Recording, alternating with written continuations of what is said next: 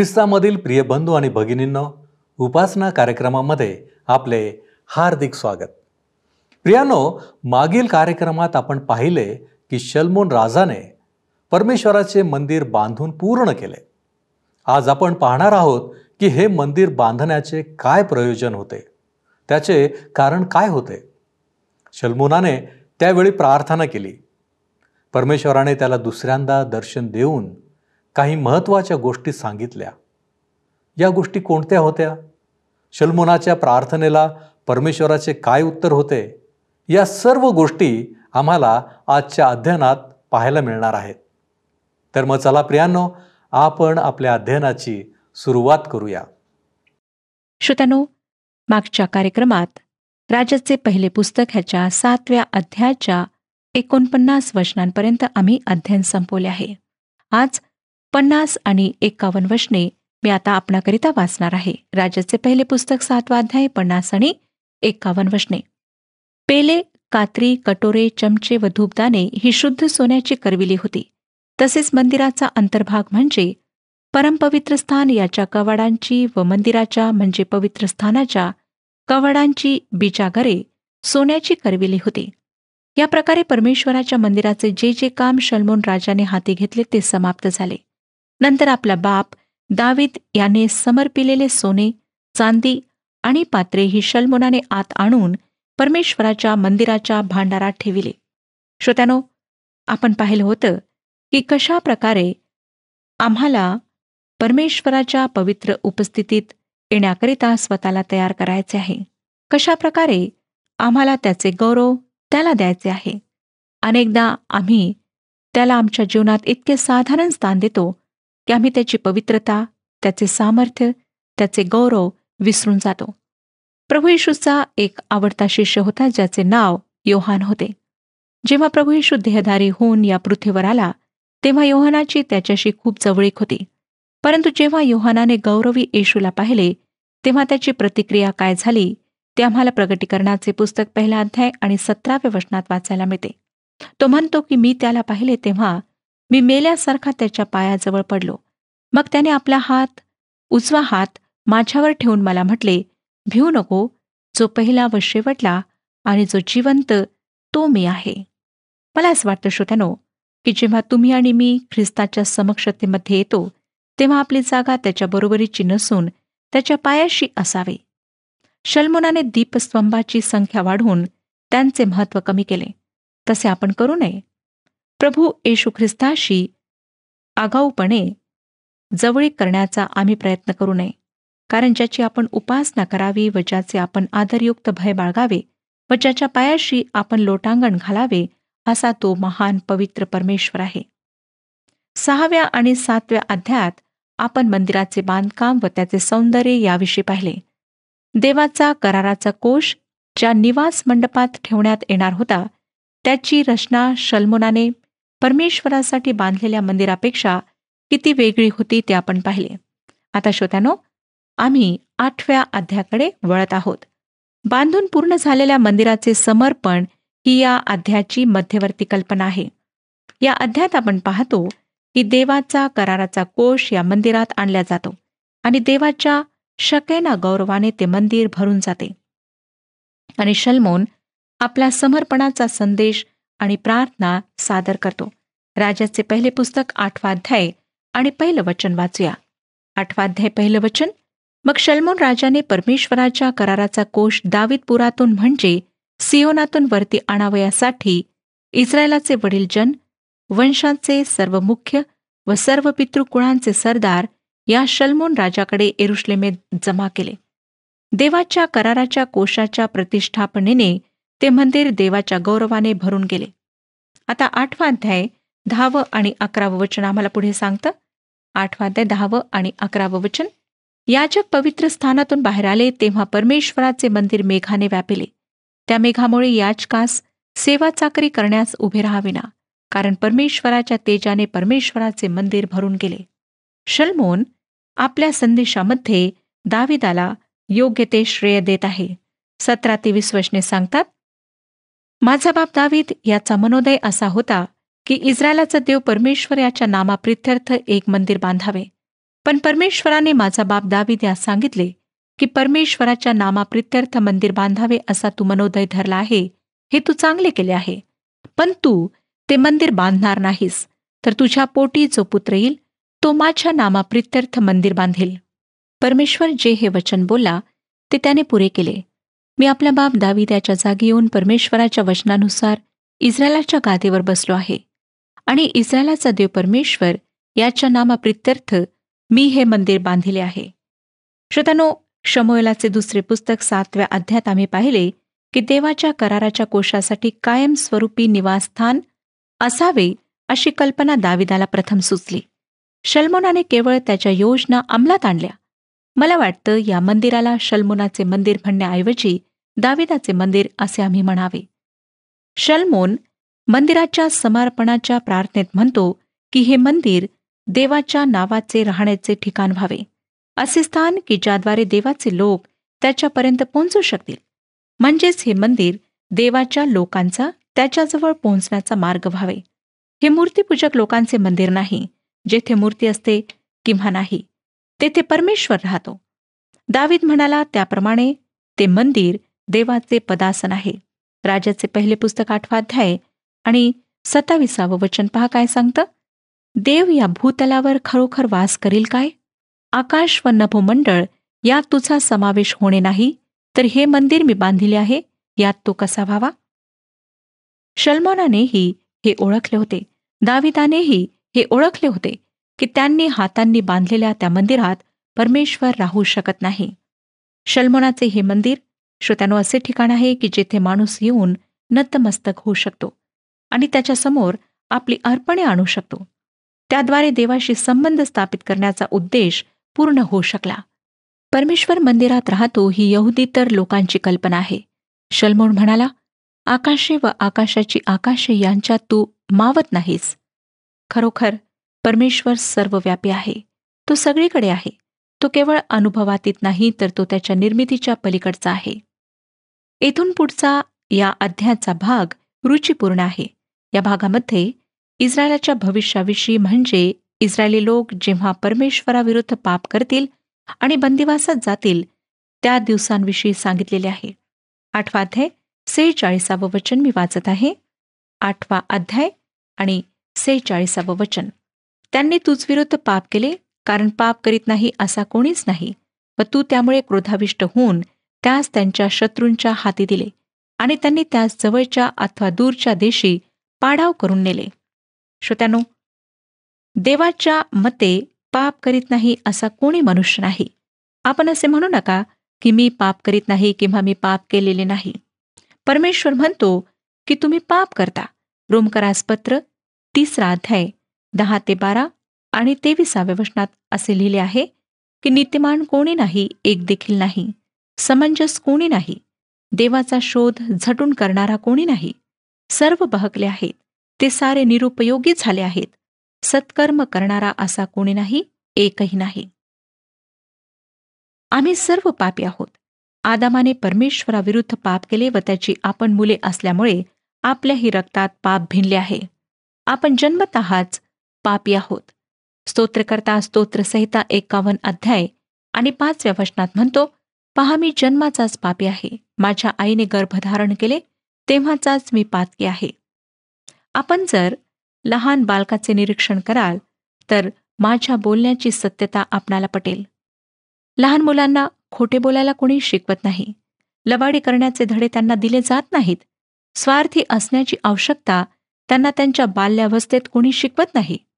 पण तरीही श्रोत्यानो, लहान मुले किती खोटे बोलतात, बऱ्याचदा लबाड्या करतात.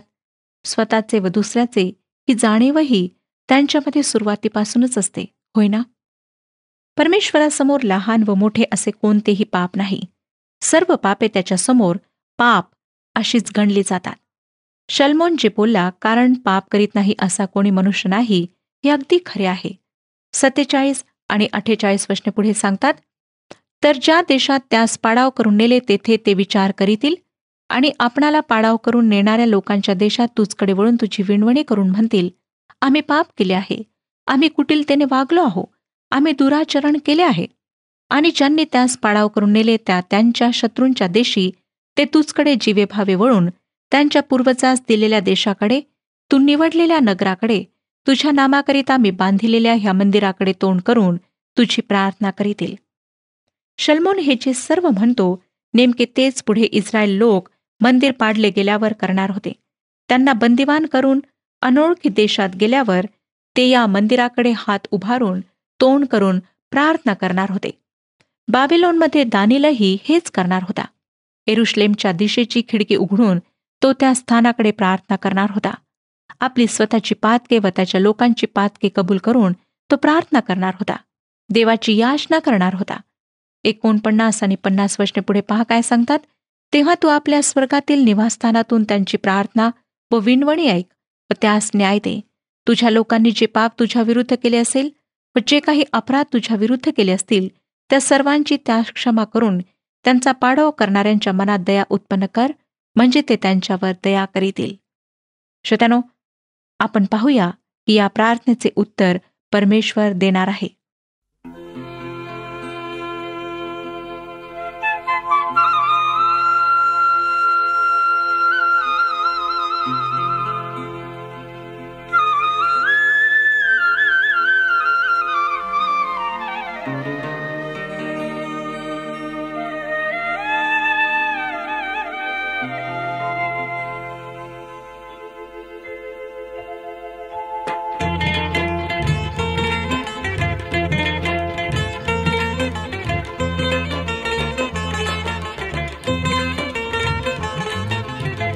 हरलो हरलो मी प्रभु देवा, कैसी घडे तव सेवा.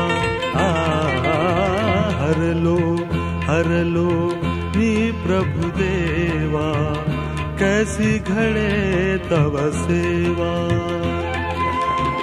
कैसी घडे तव सेवा, कैसी घडे तव सेवा. हरलो हरलो मी प्रभु देवा, कैसी घडे तव सेवा.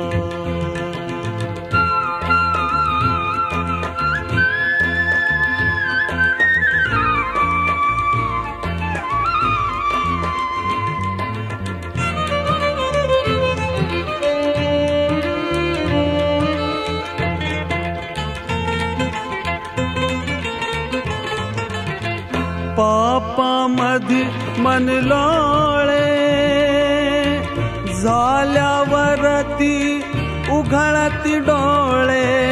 दृढ निश्चय मी केले, परिते समयी व्यर्थची गेले. हरलो हरलो मी प्रभु देवा, कैसी करूं तव सेवा.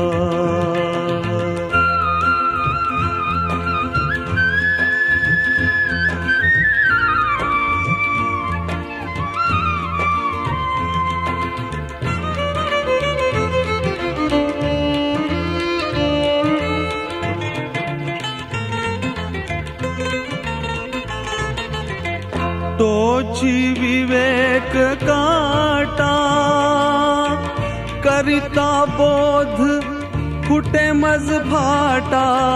देवळी नेत्र उघडती, तेथून निघता झापळ पळती. हरलो हरलो मी प्रभु देवा, कैसी घडे तव सेवा. कैसी घडे तव सेवा, कैसी घडे तव सेवा. शल्मोनाने देवाकडे प्रार्थना पोचविण्याचे स्थान म्हणून मंदिर बांधले. ते अत्यंत सुशोभित व भव्य होते आणि कोणी त्या मंदिराकडे पाहून देवाची आळवणी केली तर देवाने त्या प्रार्थना ऐकाव्यात अशी शल्मोनाने देवाकडे मागणी केली. देवाने ती मागणी मान्य केली. नंतर काही वर्षानंतर ते मंदिर यहुद्यांच्या शत्रूंनी उद्ध्वस्त केले व त्यातील मौल्यवान व पवित्र वस्तू त्यांनी लुटून नेल्या. देवासमोर प्रार्थना सादर करण्याचा मानवाने मार्ग तयार केला. त्याची अशी वाताहत झाली. परंतु श्रोत्यानो, तुम्हाला हे माहीत आहे का की आपण पापी असल्यामुळे आजही आपल्याला परमेश्वराच्या जवळ जाण्याची गरज आहे आणि त्याच्याजवळ जाण्याचा मार्ग शल्मोन किंवा दुसऱ्या कोणी मानवी राजाने उपलब्ध करून दिलेला नाही, तर खुद्द परमेश्वरानेच ते स्थान, तो मार्ग उपलब्ध करून दिला आहे. तो मार्ग म्हणजे प्रभू येशू ख्रिस्त होय. आमच्या पापांमुळे श्रोत्यानो, परमेश्वरामध्ये व आमच्यामध्ये एक प्रचंड दरार निर्माण झाली, कारण परमेश्वर अत्यंत पवित्र आहे आणि आम्ही अत्यंत पापी आहोत. परमेश्वर पवित्र असल्यामुळे आपण त्याच्यासमोर एक क्षण देखील उभे राहू शकणार नाही. म्हणून परमेश्वराने आपल्या एकुलत्या एक पुत्राला या पृथ्वीवर पाठवले. तो देहधारी होऊन या जगात आला. आमच्यासारखा तो मानव झाला. देवाला हवे असलेले पवित्र जीवन त्याने जगून दाखविले. एवढेच नव्हे, तर संपूर्ण जगाचे पाप त्याने स्वतःवर घेतले. तो जगाच्या पापांसाठी वधस्तंभावर मरण पावला.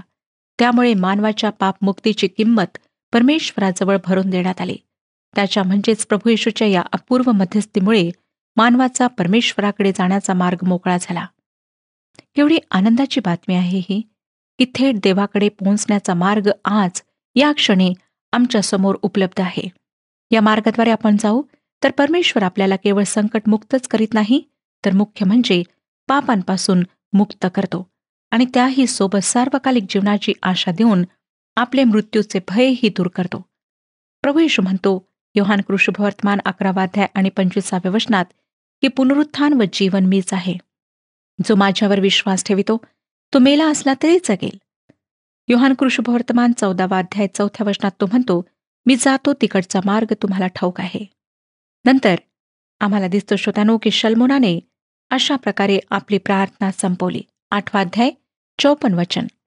शल्मोनाने आकाशाकडे हात पसरून व परमेश्वराच्या वेदीसमोर गुडघे टेकून ही सर्व प्रार्थना व विनवणी परमेश्वरापाशी करण्याचे संपल्यावर तो तिथून उठला. प्रार्थनेसाठी आपल्या शरीराची ढब काय असावी याविषयी श्रोता मला नेहमीच प्रश्न विचारतात. आम्ही प्रार्थना गुडघ्यांवर होऊन करावी किंवा उभे राहावे की परमेश्वरासमोर पालथे पडावे? श्रोतांनो, शल्मोनाने प्रार्थना करताना गुडघे टेकले होते. प्रार्थना करताना एकच विशिष्ट शारीरिक ढब असणे आवश्यक नाही. कोणत्याही स्थितीमध्ये आम्ही प्रार्थना करू शकतो. या ठिकाणी गुडघे टेकण्याचा उल्लेख केलेला आहे असं मला वाटतं. प्रसिद्ध लेखक व्हिक्टर ह्युगो असे म्हणाले, की शरीराची कोणतीही स्थिती असली तरी आत्मा बऱ्याचदा गुडघ्यावर टेकतो. म्हणजेच प्रार्थना करताना शरीराच्या स्थितीपेक्षा अंतःकरणाची स्थिती अत्यंत महत्वाची आहे. आता 63 पासून 65 वचने सांगतात, शल्मोनाने शांतर्पणासाठी परमेश्वरापुढे अर्पिलेले बली 22,000 बैल आणि 1,20,000 मेंढरे होते. अशा रीतीने राजाने व सर्व इस्रायलांनी परमेश्वराच्या मंदिराचे प्रतिष्ठापन केले. त्या दिवशी राजाने परमेश्वराच्या मंदिराच्या पुढल्या अंगणामध्ये एक स्थान पवित्र करून होमबली, अन्नबली आणि शांतर्पणाची वपा ही तेथेच अर्पिली, कारण परमेश्वरासमोर असलेल्या पितळीच्या वेदीवर त्यांचा समावेश होईना. शल्मोनाने व त्याच्याबरोबर सर्व इस्रायल लोकांनी त्या समयी महोत्सव केला. हमाथाच्या घाटापासून मिस्र देशाच्या नाल्यापर्यंत सर्व इस्रायल लोकांचा मोठा जमाव 1 सप्तक व आणखी 1 सप्तक म्हणजे एकंदर 14 दिवस आपला देव परमेश्वर याच्या समोर उत्सव करीत राहिला. स्पष्टच आहे श्रोत्यानो, की या वचनांमध्ये नमूद केलेली सर्व अर्पणे अर्पण्यासाठी मंदिरातली वेदी लहान होती. त्यामुळे मंदिराच्या अंगणाचा मधला भाग पवित्र करण्यात आला आणि त्यावर ही अर्पणे अर्पण्यात आली. ही अर्पणे हमाथाच्या प्रदेशापासून तर मिस्राच्या नदीपर्यंत राहणाऱ्या सर्वांची होती. अर्पणे अर्पिल्यानंतर त्यांनी ती वेदीवरून काढली व लोकांमध्ये वाटून घेतली. असं वाटतं ना श्रोत्यानो, की हा काळ किती आनंदाचा असावा. 66 वचन सांगतं, की 8व्या दिवशी त्याने लोकांची रवानगी केली. ते सर्व राजाचे अभिष्ट चिंतून आपापल्या डेऱ्यास गेले. आपला सेवक दावीद व आपले लोक इस्रायल याचवर जो प्रसाद परमेश्वराने केला त्यामुळे त्यांना आनंद वाटला व त्यांची मने हर्षभरीत झाली. आता आम्ही 9व्या अध्यायाकडे वळत आहोत. 9व्या अध्यायामध्ये शल्मोनास परमेश्वराचे दुसरे दर्शन आणि शल्मोनाची इतर कामगिरी ह्याविषयी आम्ही पाहणार आहोत. 9व्या अध्यायाच्या सुरुवातीला शल्मोनाला प्रोत्साहन देण्यासाठी परमेश्वर त्याची दुसऱ्यांदा भेट घेतो. पहिली 3 वचने सांगतात, शल्मोनाने परमेश्वराचे मंदिर व राजवाडा बांधावयाचे संपविले व ह्याप्रमाणे त्याच्या मनात जे करावेसे वाटले ते त्याने केले. तेव्हा परमेश्वराने त्यास गिबोन येथे दर्शन दिले होते, त्याप्रमाणे त्यास दुसऱ्यांदा दर्शन दिले. परमेश्वर त्यास म्हणाला, तू माझ्यासमोर केलेली प्रार्थना व विणवणी मी ऐकली आहे. हे जे मंदिर तू बांधिले आहे त्यात माझे नाव सर्व काळ राहावे म्हणून मी ते पवित्र केले आहे.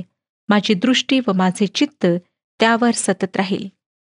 श्रोत्यानो, या वचनांमध्ये परमेश्वर शल्मोनाला म्हणत आहे की मी या मंदिरामध्ये तुला भेटेन. या ठिकाणी तू येऊ शकतोस. मला भेटायला लोक, संपूर्ण विश्वातले लोक येऊ शकतात. हे माझ्या भेटीचे स्थान आहे. योहान कृष्णवर्तमान 14वा अध्याय आणि 6व्या वचनात आम्हाला माहीतच आहे की प्रभू येशूने म्हटले, मार्ग, सत्य व जीवन मीच आहे. कोणीही माझ्यामधून आल्या वाचून पित्याजवळ येत नाही. खरोखर श्रोत्यानो, येशूशिवाय पित्याजवळ जाण्याचा दुसरा कोणताच मार्ग नाही. त्याच्याचद्वारे आमचा आणि पित्याचा संबंध स्थापित होऊ शकतो. 4थं वचन, तू आपला बाप दावीद याच्याप्रमाणे खऱ्या मनाने व सरळतेने माझ्या समक्ष चालशील, माझ्या सर्व आज्ञांप्रमाणे वागशील आणि माझे नियम व निर्णय पाळशील. या वचनात देव शल्मोनाला आज्ञा देत आहे, जर तू माझ्यासमोर आपला पिता दावीद याच्याप्रमाणे चालशील तर मी तुझे राजासन इस्रायलावर सर्व काळ स्थापिन. या ठिकाणी आपण पाहतो की देवाने शल्मोनासमोर एक प्रमाण ठेवले आहे. ते मानवी परिमाण आहे. ते देवाच्या उच्च परिमाणांप्रमाणे उच्च नाही. देवाच्या सन्निध असण्यासाठी, त्याच्या आज्ञेत राहण्यासाठी दाविदामध्ये प्रचंड क्षमता होती. त्याने देवावर प्रीती केली, परंतु आपली प्रीती सिद्ध करायला तो अपयशी ठरला. तो सिद्ध करीत असताना तो गडबडला, गोंधळला आणि कमी पडला. त्याचे पतन झाले, पण तरीही त्याने स्वतःला सावरले. त्याने आपल्याला एकदमच खड्ड्यात पडण्यापासून रोखले. तो परमेश्वराकडे आला आणि त्याने आपल्या पापांची कबुली दिली. त्याला देवाचा सहवास हवा होता. श्रोत्यानो, आम्ही बऱ्याचदा दाविदाच्या पतनाचा फायदा आपल्या चुकांचे समर्थन करण्यासाठी करतो. आम्ही म्हणतो की दाविदासारखा व्यक्ती पापामध्ये पडू शकला तर मग आम्ही तर साधारण आहोत. आमची आणि त्याची काय बरोबरी? आम्ही अगदी सहजपणे पापामध्ये पडू शकतो. 4थ्या वचनामध्ये परमेश्वर शल्मोनाला सांगत आहे की शल्मोनाने दाविदाप्रमाणे सरळ हृदयाचे असावे. आम्ही आमच्या दांभिकतेने, बाह्यवर्तनाने लोकांना फसवू शकतो, पण आम्ही देवाला फसवू शकत नाही, कारण तो अंतर्ज्ञानी आहे, अंतर्यामी, हृदय पारखणारा परमेश्वर आहे. आम्ही देवाला फसवू नये. जी सत्य परिस्थिती आहे ती आम्ही त्याला सांगायला पाहिजे, कारण श्रोत्यानो, आमच्या सर्व गोष्टी त्याला आधीच माहीत असतात. त्याच्यापासून काहीच लपत नाही. दावीद परमेश्वरासमोर सचोटीने चालला. जेव्हा त्याने पाप केले तेव्हा त्याने ते पाप परमेश्वरासमोर कबूल केले आणि परमेश्वराला ते पाप धुवून टाकण्याची त्याने विनंती केली. 5वं वचन आता आपण वाचूया. तर इस्रायलावरील तुझे राजासन मी कायमचे स्थापिन. तुझा बाप दावीद यास मी वचन दिल्याप्रमाणे इस्रायलाच्या गादीवर बसावायला तुझ्या कुळातला पुरुष खुंटावयाचा नाही. श्रोत्यानो, जोपर्यंत इस्रायलमध्ये राजे होते तोपर्यंत ते दाविदाच्या वंशातले होते. त्याच्याच वंशातला आजही एक राजा आहे, ज्याच्या खिळ्यांच्या जखमा असलेल्या हातामध्ये संपूर्ण विश्वाचा राजदंड आहे. हा राजा म्हणजे पुनरुत्थित प्रभू येशू ख्रिस्त. पवित्र शास्त्र आम्हाला सांगते की आपल्या पुनरुत्थानानंतर 40 दिवस त्याने लोकांना दर्शन दिले व मरण सोसल्यानंतरही जिवंत झालो असे त्याने त्यांना पटवून दिले. आणि आता तो स्वर्गीय पित्याच्या उजवीकडे आसनस्थ झाला आहे. तो पुन्हा येणार आहे व तो येईल तेव्हा तो जिवंतांचा आणि मेलेल्यांचा न्याय करणार आहे. आपले राज्य तो या पृथ्वीवर प्रस्थापित करणार आहे. त्याच्या राज्याचा अंत होणार नाही. त्याच्या राज्यामध्ये दुःख, पाप व मरण असणार नाही, परंतु जे त्याच्यावर विश्वास ठेवतात त्यांचाच त्याच्या राज्यात प्रवेश आहे. त्याच्या राज्यात प्रवेश करण्यासाठी आपली तयारी झाली आहे काय? पृथ्वीवरच्या सर्व राजांची, सम्राटांची कारकीर्द लयास गेली, परंतु प्रभू येशूच्या राज्याचा अंत कधीही होणार नाही. पुढे 6 आणि 7 वचने सांगतात, पण तुम्ही व तुमच्या संततीने माझे अनुसरण करण्याचे सोडिल्यास, मी तुम्हास लावून दिलेल्या आज्ञा व नियम न पाळल्यास आणि मला सोडून अन्य देवांची उपासना व भजन पूजन केल्यास, जो देश मी इस्रायल लोकांस दिला आहे त्यातून त्यांचा उच्छेद करेन आणि हे जे मंदिर मी आपल्या नामाकरिता पवित्र केले आहे ते माझ्या नजरेआड करीन. तसेच इस्रायल लोक व इतर सर्व राष्ट्रात दृष्टांतांचा व निंदेचा विषय होतील. श्रोत्यानो, देवाची आज्ञा न पाळल्यास इस्रायलची स्थिती काय होईल याविषयी देवाने शल्मोनाला धोक्याची सूचना दिली. आणि आज आपण पाहतो की देवाचे शब्द खरे ठरले आहेत. आजही इस्रायल देश आमच्यासाठी एखाद्या बोधकथेप्रमाणे, म्हणेप्रमाणे आहे. नंतर 8 आणि 9 वचने, आणि हे मंदिर उच्चस्थानी राहील तरी त्याच्या जवळून जाणारे येणारे चकित होतील व छितू करून म्हणतील, परमेश्वराने या देशाचे व या मंदिराचे असे का केले? तेव्हा लोक म्हणतील, त्यांचा देव परमेश्वर याने त्यांच्या वाडवडिलास मिसर देशातून आणले असून ते त्यास सोडून अन्य देवांच्या नादी लागले व त्यांचे भजन पूजन व उपासना करू लागले. त्यामुळे परमेश्वराने ही सर्व विपत्ती त्याचवर आणली आहे. श्रोत्यानो, ह्या लोकांनी देवाच्या आज्ञा पाळल्या नाहीत आणि ज्याप्रमाणे देवाने म्हटले होते त्याप्रमाणे हे मंदिर उद्ध्वस्त झाले आणि त्यांना आज्ञा न पाळण्याचे परिणाम भोगावे लागलेत. आज आमच्या जीवनात सुद्धा असंच घडतं. पाप करण्याचे निश्चित परिणाम आम्हाला भोगावे लागतात. परमेश्वर ह्या विषयात आपले मार्गदर्शन करो आणि आपणाला आशीर्वाद देव. हा कार्यक्रम आपणास आवडला काय? आता आम्हाला एक मिस कॉल करा आणि आपण पुढील विजेता होऊ शकता.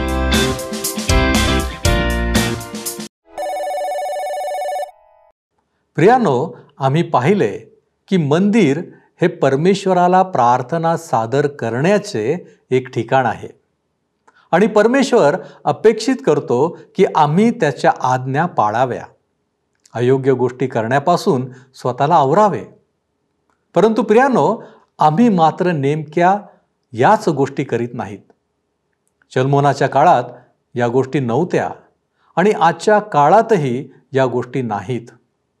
त्यामुळे आम्हाला पाप करण्याचे निश्चित परिणाम भोगावे लागतात. यासाठीच येशू ख्रिस्त या जगात आमच्या करता आला. आम्ही त्याला स्वीकारावे, त्याच्यावर विश्वास ठेवावा आणि त्याने देव केलेल्या तारणाचा अनुभव घ्यावा. प्रियानो, यासाठी आपण तयार आहात काय? आपण प्रार्थना करू. पवित्र पवित्र पवित्र थोर आणि सामर्थ्यवान देव बाप्पा, तुला धन्यवाद देतो, तुझी स्तुती करतो, तुझे आभार मानतो. तू आमच्या जीवनामध्ये हजर आहेस आणि आम्हाला वेळोवेळी मार्गदर्शन करतोस. होय प्रभू परमेश्वर देव बाप्पा, तू आमच्या जीवनाला आकार देणारा देव आहेस. खऱ्या अर्थाने तू आमचं जीवन घडवीत आहेस की जेणेकरून प्रभू परमेश्वर देव बाप्पा, तुझ्यामधलं आणि आमच्यामधलं नातं अधिक सुधारावं आणि त्याच्याद्वारे आम्ही तुझ्या अधिक जवळ यावं. होय प्रभूजी, तू आमचा महान देव आहेस. तू आम्हाला जाणणारा देव आहेस. तू आम्हाला ओळखणारा देखील देव आहेस. आणि म्हणूनच प्रभू परमेश्वर देव बाप्पा, ज्या गोष्टी आज तू आम्हाला सांगितलेल्या आहेस, शिकवलेल्या आहेस, त्या सर्व आम्ही आमच्या अंतःकरणामध्ये ठेवाव्या आणि त्याप्रमाणे आमच्या जीवनामध्ये चालावं. तुझ्या आज्ञांचं आम्ही पालन करावं आणि तू नेमून दिलेला मार्ग, त्या मार्गाने आम्ही दृढ विश्वासाने चालावं, म्हणून तू आम्हाला सहाय्य कर. तारणारा प्रभू येशू ख्रिस्त याच्या गोड आणि गौरवी नावात ही प्रार्थना करतो, म्हणून तू ऐक. आमेन. आत्मिक आरोग्य प्राप्त करा. आपल्या जीवनाच्या द्वारे देवाचे गौरव करा. प्रभू आपणास सहाय्य करो.